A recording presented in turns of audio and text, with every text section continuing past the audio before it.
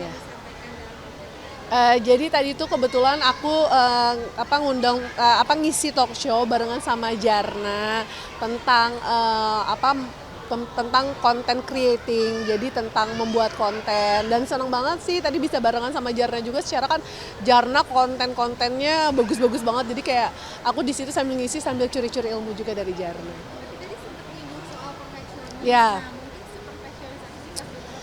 Jadi ternyata aku sama Jarna sama. Kita tuh kalau pas bikin konten kayak perfeksionis, kalau misalkan kayak ekspresi mukanya belum sesuai atau gerakannya belum sesuai atau dialognya tuh nggak pas, kayak pengen ngulang sampai bener-bener puas gitu. Nah, ternyata Jarna juga sama kayak gitu. Nah, kalau konten-konten yang selalu biasa bikin, Nah, dia korbannya.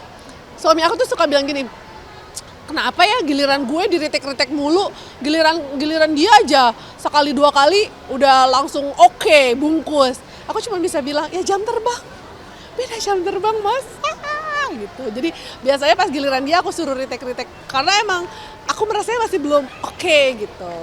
tapi mungkin ide-idenya tuh dari mana sih Kak? Karena kan itu kayaknya selalu bikin heboh ya Kak kontennya. Amin, amin. Kalau sebenarnya kalau ide aku ada dibantu sama tim kreatif juga, sama scriptwriter juga. Tapi memang untuk finishingnya, untuk finalnya tetap kayak aku ikut juga gitu. Jadi kayak finalnya tetap aku tektokan juga sama scriptwriternya. Tapi ada tipsnya gitu nggak sih dalam bikin konten tuh harus seperti apa gitu? Ada apanya? Tips-tips. Sebenarnya kalau kalau ya paling kita tetap harus sering lihat-lihat konten juga, harus baca tren supaya nanti dari tren yang sekarang lagi rame kita bisa riding the wave, tapi bisa kita adjust, kita sesuaikan gitu sama karakter kita. Gitu. Mungkin boleh update nih soal perkembangan anak nih. Sekarang anak-anak udah bisa apa sih Kak? Kalau untuk anak aku, kalau Sada sekarang dia lagi hobi les ice skating, terus berenang. Jadi karena memang dia madam Eropa ya, dia olahraganya maunya di tempat yang adem, di es sama di air. Diajakin olahraga yang lain, oh dia nggak mau, keringetan. Sukanya di cuaca-cuaca Eropa cenah gitu. Tapi kenapa maksudnya let's ice skating kayaknya agak jarang ya anak. Dia yang minta. Jadi kalau aku tuh kan memang sebisa mungkin pengennya anak itu dia sehari-hari tuh kegiatannya banyak yang bergerak gitu, yang fisik gitu. Nah, tapi aku tuh kayak pernah nawarin, dia kan suka kayak senam-senam gitu. Kak mau coba gimnastik gak? Dia nggak mau. Tiba-tiba suatu hari dia minta aku mau les ice skating. Aku anterin aja dan nggak langsung aku lesin, kayak cuman trial doang gitu sama coachnya satu kali gitu. Nah ternyata dia minta terus sampai sekarang gitu. Jadi ya udah selama itu aktivitasnya positif, olahraga juga, dan dianya ternyata bisa komit dan konsisten, ya udah disupport aja. Sekarang mungkin udah sampai mana nih lesnya udah mulai Oh enggak, masih belum lah, masih baru mulai juga. Kalau sebelumnya masih harus dipegangin, sekarang udah mulai bisa jalan sendiri. Masih basic banget, tapi ya aku mikirnya ini olahraga, anaknya juga suka, anaknya happy, ya udah support aja.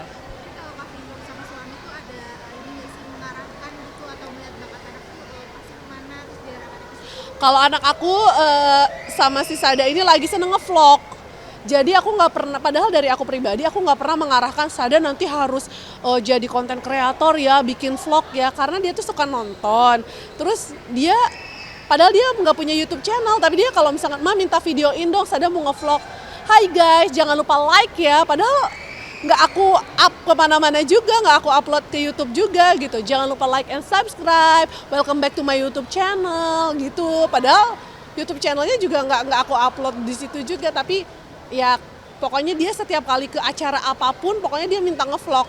Jadi aku nggak pernah paksa, tapi anaknya yang mau ya udah aku support aja. Jadi kalau aku sama suami kita ngelihat anak tuh lagi pengennya apa, sebisa mungkin kita support ya support lah, tapi jangan sampai kitanya yang memaksakan anak harus kayak gini, harus kayak gitu. Nurun dari Kak Fitrop gak sih? Kayaknya sih dia lihat mamanya bawel kali ya, jadi dia ya udah ngikut deh.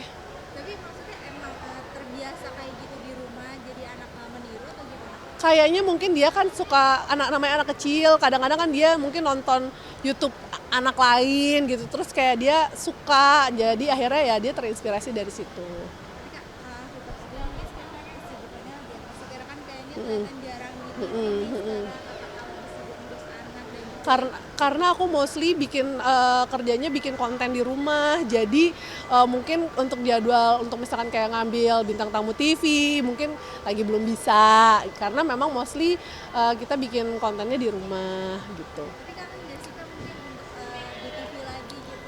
Malah sekarang aku lebih senangnya memproduseri bapak-bapak yang suka diundang ke TV. Terus aku bagian tanda tangan aja sama menerima transferannya aja.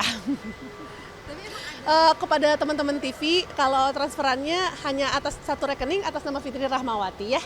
Kalau yang undang bapak-bapak baciper, oke? tapi ada rencana buka talent management gitu nggak sih? Nggak pernah kepikiran ke situ ya. Ini kayak kebablasan aja, kejeblos aja gitu. Akhirnya ya udah, awalnya aku yang bikin, aku memproduseri, ya udahlah sekalian aja jadi manajerin dan rekeningnya atas nama Fitri Rahmawati ya. Tapi mungkin emang sibuk di rumah juga nih Kak ngurus kedua anak. Enggak juga sih, justru malah kalau dulu tuh gini.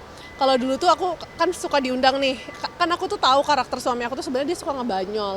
Ada kayak sempat kepikiran, kayaknya enak ya kalau yang berangkat syuting itu suami aku aja, aku bagian terima transferan aja. Alhamdulillah sekarang malah kejadian kayak gitu, yang dicari baciper bisa nggak buat syuting ini, baciper bisa nggak buat syuting itu. Akhirnya yang asalnya kayak cuman asal ngomong doang gitu, tercetus dalam hati, alhamdulillah terwujud gitu. Jadi kalau dari aku pribadi sih, aku lagi menikmati banget sih sekarang karena aku bisa kerja menghasilkan di rumah tapi masih tetap sambil bisa ngontrol anak-anak, meskipun aku memang nggak turun langsung pegang, masih dibantu sama suster juga, tapi kayak masih bisa berada dalam jangkauan anak-anak gitu. Tapi ini anak-anak kan juga udah lumayan gede ya Kak. Mungkin Baru ada 4 rencana tahun. lagi nggak sih untuk kasih adik cowok gitu? Nikmatin aja dulu bun, dua aja kayaknya, ya Allah, dua aja ya Allah.